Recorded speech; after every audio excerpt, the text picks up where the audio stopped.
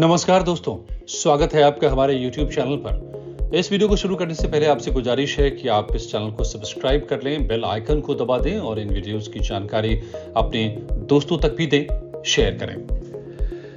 दोस्तों, कैम्ब्रिज विश्वविद्यालय में कांग्रेस नेता राहुल गांधी के भाषण पर राजनीतिक हंगामे के बीच भारतीय सिविल सेवा अधिकारी सिद्धार्थ वर्मा ने एक वीडियो पोस्ट किया है कि कैसे उन्होंने राहुल गांधी के भारत के विचार का मुकाबला किया।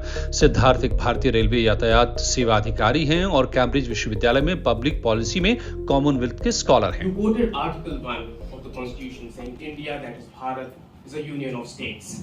As per the constitution. But if you turn a page back and look at the preamble, it does mention that India is a nation. Bharat itself is one of the oldest surviving civilizations of the world. And the term finds its origin in the Vedas. So we have a really old civilization.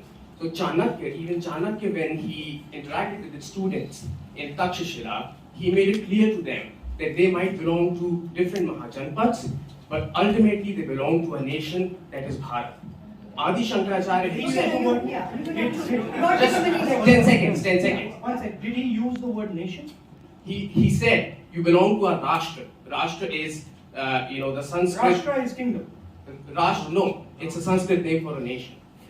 So Nation is the word nation, right, is a Western concept.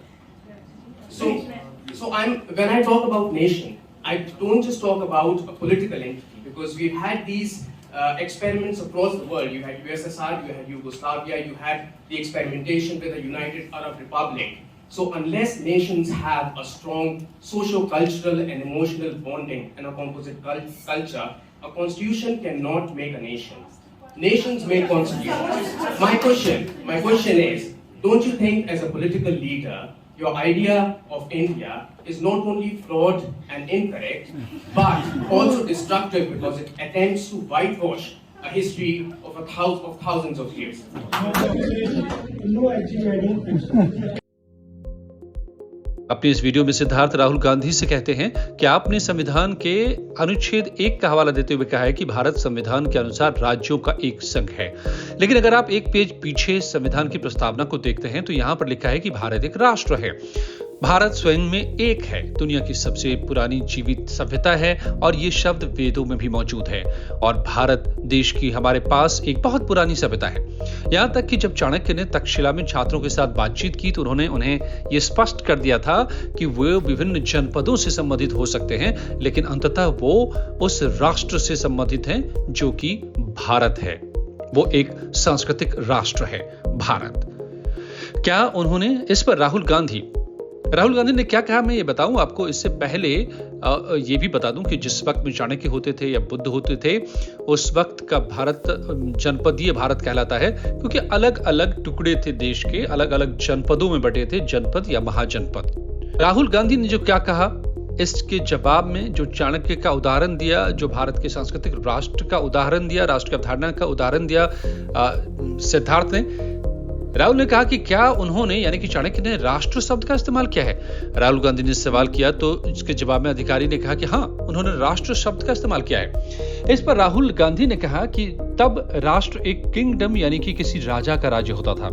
लेकिन अधिकारी ने फिर समझाया कि नहीं, चाणक्य का राष्ट्र दरअसल अंग्रेजी के नेशन का संस्कृत है। लेकिन राहुल गांधी समझने को तैयार नहीं थे।